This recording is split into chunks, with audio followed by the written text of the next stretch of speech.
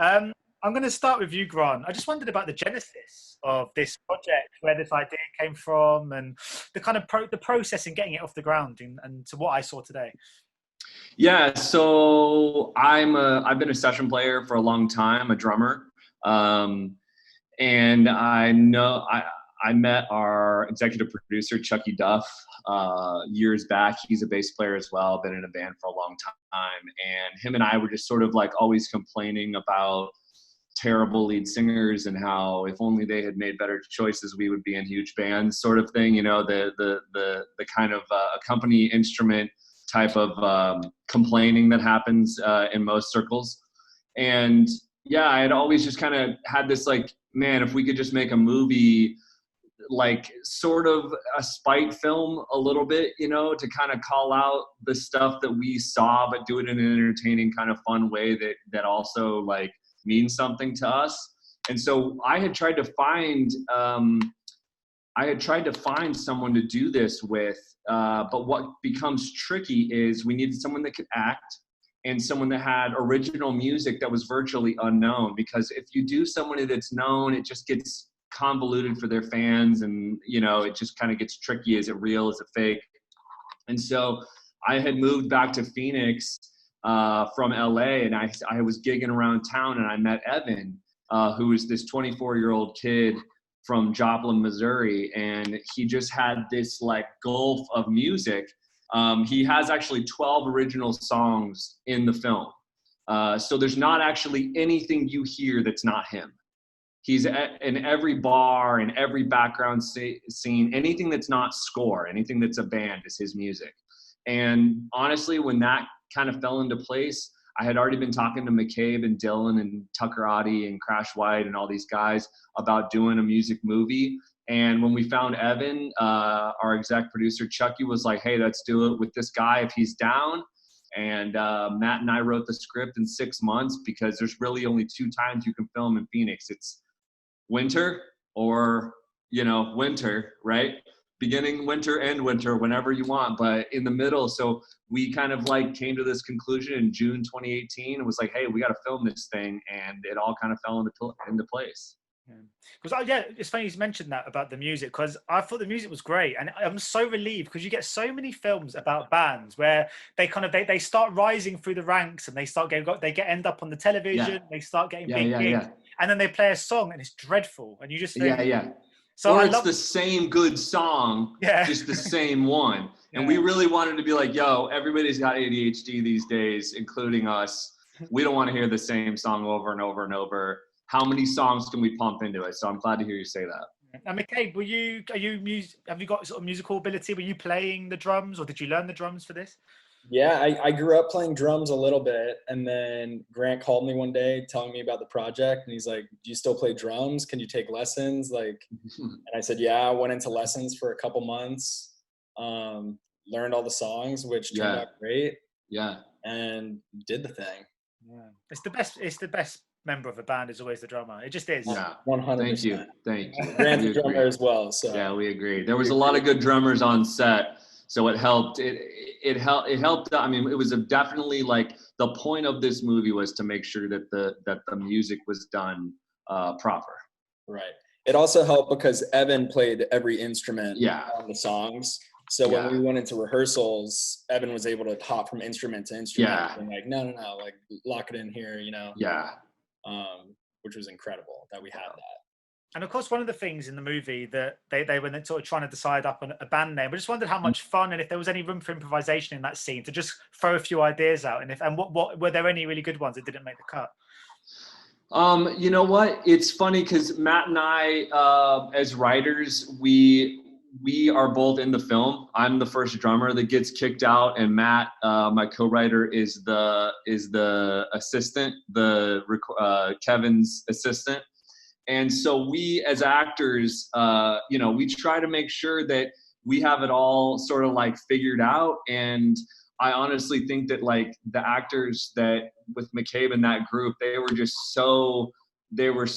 chemistry was so there at the point when we did that part of the film that we didn't need any improv because they were just saying it and it just felt so real. And Mcabe, obviously, I mean, you're the central character, but it's a real ensemble piece. I was just wondering about working with your your bandmates and just doing scenes of, well, for example, Kevin Corrigan, who I'm such a big fan of. I just wondered how it was to shoot with him, and obviously with Elsie too. I remember when Kevin Corrigan showed up, we were all pretty like, not starstruck. Like I don't really get starstruck. I was starstruck. I mean, he's a big leaguer. Like we've seen so many of that guy's movies. Yes. And the fact that he just showed up to Phoenix where we grew up one day and was like shooting with us, we were all like, oh shit. And I remember the first scene, I think he was wearing glasses and he like takes them off like while we were in the middle of a scene, and like his eye contact was just so dialed in. I was like amazing stuff out of us. Elsie Hewitt, she's incredible. That happened very naturally. She showed up. We met for the first time out in Arizona, and we went straight for coffee and just got to get like knowing each other. And yeah, turned out great. I think the chemistry was there pretty naturally. And in the film, there's a kind of creative spark to it. I love the breaking of the fourth wall and the way when every time they say "we're" and it comes up with a kind of alley along the bottom and stuff. Grant, I was wondering if you had to kind of fight to keep those little moments in, because they're quite unconventional. For me, it's what made the film so good. Oh, good. I'm glad. Yeah. It was important that Chucky, our producer, had also been in a band, and that's a pretty classic trope to have the girlfriend always referring to we, us, our, and so that was one of those things we had talked about from kind of the very beginning, and he had experienced it just as much as I had in bands, and so it was kind of a no-brainer. And that's what, Mcabe, I was wondering too, because I've actually interviewed Jerry O'Connell and Will Wheaton in the last kind of couple of weeks, both on Zoom for a couple of projects. And just by proxy of speaking to them, I've really kind of delved into chatting about nostalgia and talking about Stand By Me. Now, obviously, Stand By Me is a film that's obviously very close to you, I'm sure, because of your father's role in it. I was just wondering, just because I was speaking to those guys about nostalgia and speaking to them about my relationship and so many people's relationship with that film, what your relationship is like with that movie, if you grew up watching it, or if it's really hard for you to watch a movie that your dad's in. No, that's I would have to say that might be my favorite movie of all time. Oh, nice. Like, which is pretty wild to say, but yeah, it still holds up. I watch it all the time still. And yeah, my dad's a legend. Like, I turn to him for advice and like acting tips all the time. Grant, you call him all the time too. Like, yeah, his dad was like the first person that I ever kind of came to and said I want to be a filmmaker at 21 years old, because I mean, Mcabe and I were just talking about The Last Crusade, because I just watched The Last Crusade, and his dad is the part where they're fighting on the train with River Phoenix, and it's just like, I was texting him, I was just like, man, that is just such an insane scene to be in and to have in your legacy, Yeah, he's worked on some pretty incredible projects. Yeah. But yeah, Stand By Me is very close to my heart. Like, I love that movie. Yeah, did you always want to act? I mean, obviously growing up with someone in the industry, did it feel like it was something you were just always almost inevitable that, well, obviously with hard work, that you'd get into one day? Yeah, absolutely. Forever. Like, my dad bought me and my brother cameras when we were like 10 years old, and we were always shooting little short films, and it's always been in my heart. Yeah, we grew up together, Mcabe and I. So it was I'm sure it's trippy for Bradley to see like his son in my first movie as the star. I mean, it was almost kind of inevitable that we would break out together, I think. Yeah. Yeah, because looking at some of your credits, you've worked in environments of really huge, big movies, Hunger Games, Logan. Yeah. What did you take from working on and being around on sets that big? What did you bring from that to then take to a smaller independent film like this? Yeah, I mean, my whole experience working as a costume PA was kind of like, the culture is really important. And the one thing that we did on Teenage Badass is I gave everybody the Enneagram personality test. And just to kind of make sure that like everybody was being used in a way that was natural to their gifts. And I think that if you ask anybody on Teenage Badass, what the environment was like. I think they will all, there will be a unanimous, like, one of the best sets I've ever been on. And I'm not saying that I'm the only reason for that, but I will say that working on those big movies definitely made me just go, man, if you don't love this and everybody isn't being used for their strengths, you create problems. And because there's such a live element to filmmaking, right? You can't go back in and re-record the guitar.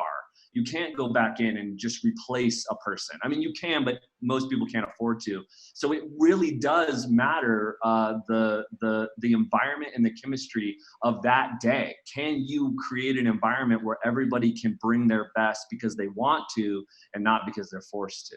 Right. You mentioned, obviously, you guys grew up together. I was wondering if you wrote the lead role for Mcabe and had him in mind, and if so, yeah, how does that help how does that help crafting the character when you know the sensibilities of the actor undertaking the role? Do you think that it just naturally means that you have greater access as a writer to the role? Oh, absolutely. 100%. I already had most of the guys outside of Evan Ultra in mind. The ladies, I didn't have as much kind of thought through for those. But with Mcabe specifically, we're very similar personalities. So I knew that making ambition a driving force was going to be a very natural thing for him to embody, but also for me to direct. And Mcabe, obviously, this is a bit of, I mean, at the core of this story really is a coming of age tale. I was wondering if you watched any sort of classic coming of age tales, if there are any characters from other movies that you kind of helped guide you to find this role. Not really, to be honest. I mean, I watch movies all the time, but there wasn't one specific movie that I like studied to try to do. Yeah, no, I wouldn't say there was. Yeah, because it's quite a niche kind of subject matter, this kind of like band camaraderie genre. There are films that are within this kind of subgenre, but were there any other movies that you guys did look to? There's kind of, I mean, obviously there's Almost Famous. That Thing You Do. Like, That Thing You Do is a big one. Yeah.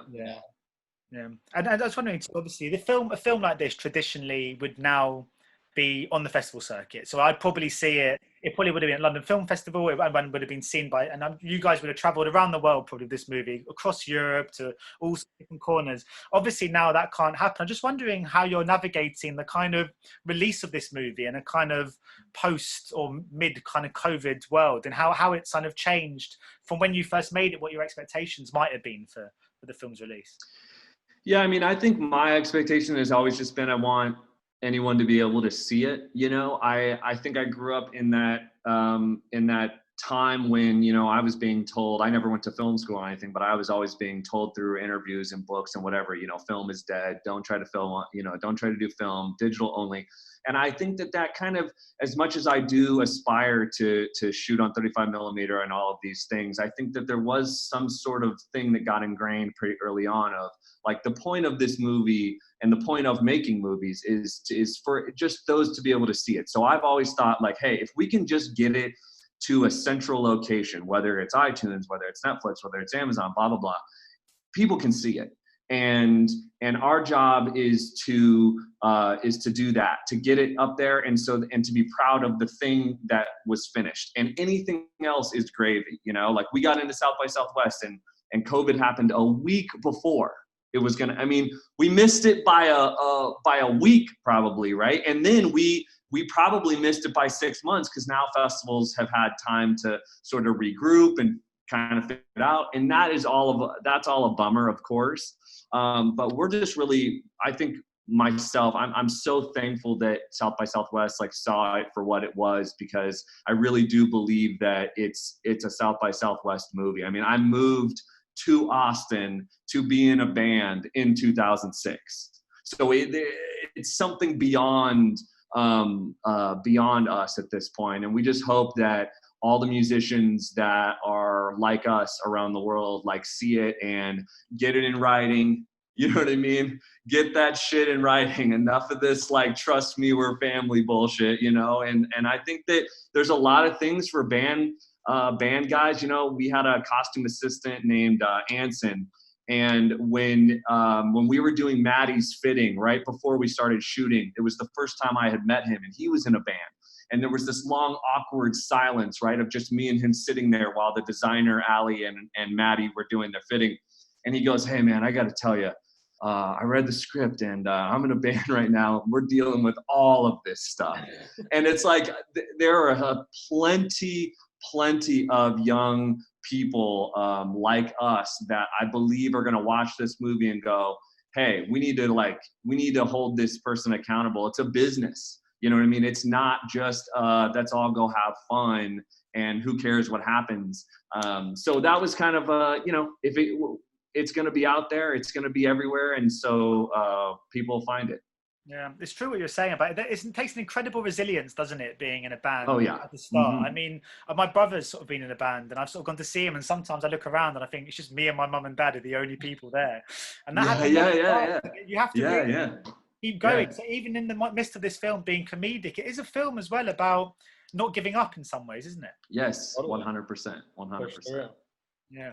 So my final question before I go was just wondering about how you guys have been able to kind of share this experience since making, because obviously over the last few months, as I was mentioning about, you might have been traveling the world together. As kind of good friends and collaborators, have you had the chance to just meet up and have a beer and just kind of toast the release and stuff? Well, we did in November. We were fortunate enough to rent out a small theater in downtown LA and just screen it for friends and family before we knew anything about film festivals or whatever. It was a pretty early cut. And I will honestly say that was probably the best decision we made, because we couldn't have foreseen any of this. And I really do feel like we all just had a good cry and a hug afterwards, and getting to see it on the big screen was something magical. And it was packed. Like everyone showed up. All of our friends. Yeah, it was great.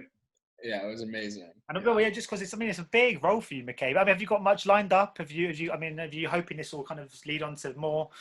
I mean, nothing really lined up right now, but yeah, this is the first movie I was the lead in, which is pretty amazing. And I thank Grant for giving me that opportunity. But nothing on the killed it. Just auditions. Brilliant. Well, best of luck. I think based on this movie, I'm sure you two have got lots of exciting things underway. Ladies and gentlemen, you're watching Hey You Guys! Hey You Guys, huh? Hey You Guys. Is that from the Goonies? It is indeed, yeah. Nice.